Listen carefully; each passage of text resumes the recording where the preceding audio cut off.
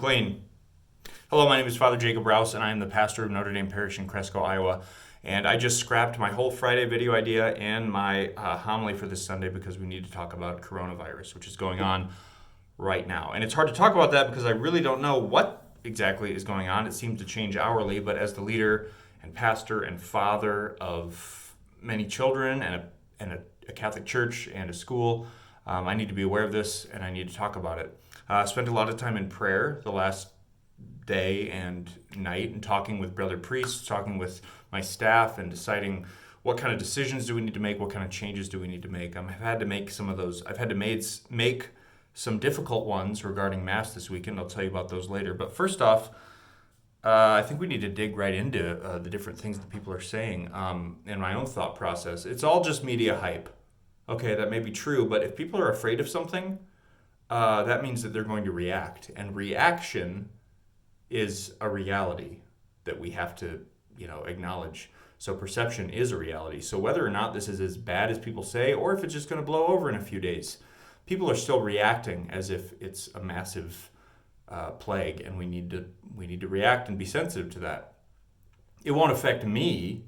Well, probably, yeah, that's true. Okay, let's say a 29-year-old healthy good immune system priest, get this. Okay, I'll just quarantine myself and watch Netflix for 2 weeks and hydrate and read books, But what about those who I could spread it to? The old, the weak, the pregnant, the all those who are susceptible to this type of illness.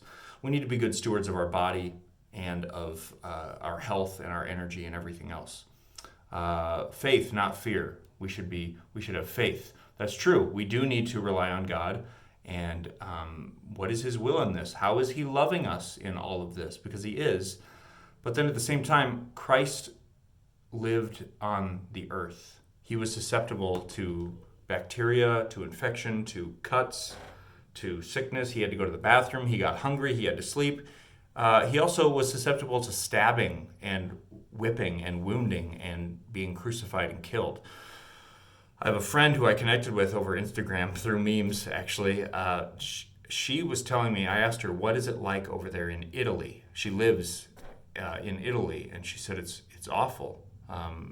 Mass is shut down. There's a lockdown in every sort of way. And she mentioned that a lot of non-believers or critics are saying things like, where's your God now?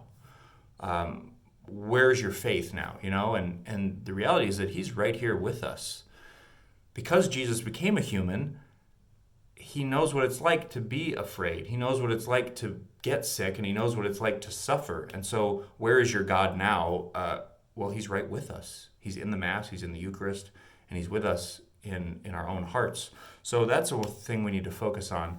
I do want to say that I think coronavirus, the spread of it, COVID-19, that is important, but I want to point you to Matthew 10:28, which Jesus is talking about coming persecution. He says, be afraid not of those who can kill the body, but those who can kill the soul.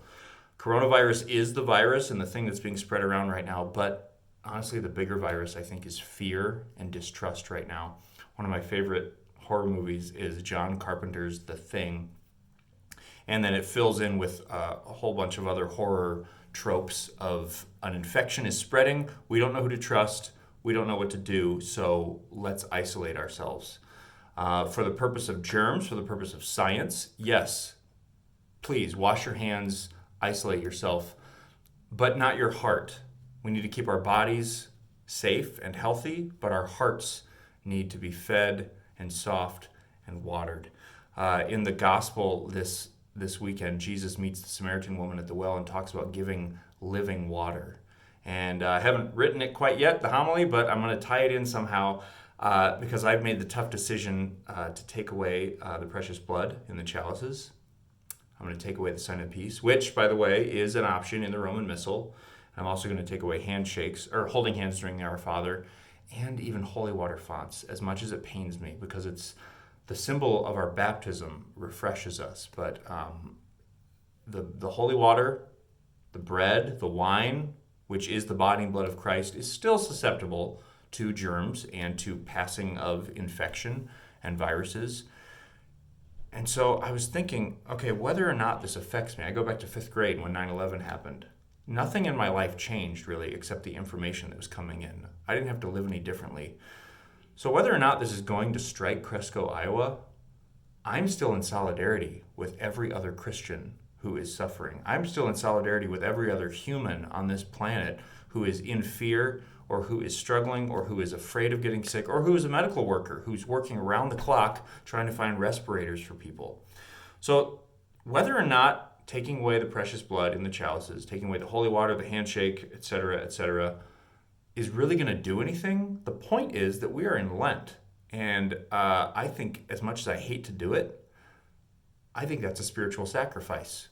To be able to say, we're going to deprive ourselves not only for the physical good of our community, but also for the spiritual good. We can offer that up for the benefit of everyone else who is suffering and is in this position. So I think that's all my thoughts. I don't have much time to, really make all the video that I want to. Jesus is with us in this, I know, because he himself felt, suffering and sickness. And I want this to be an opportunity for love. Perfect love casts out all fear, and that is the response that we need to give to all of this. So the peace of the Lord be with you always. That's all I have to say. Stay healthy, wash your hands, and do what's best for you and your family. Amen.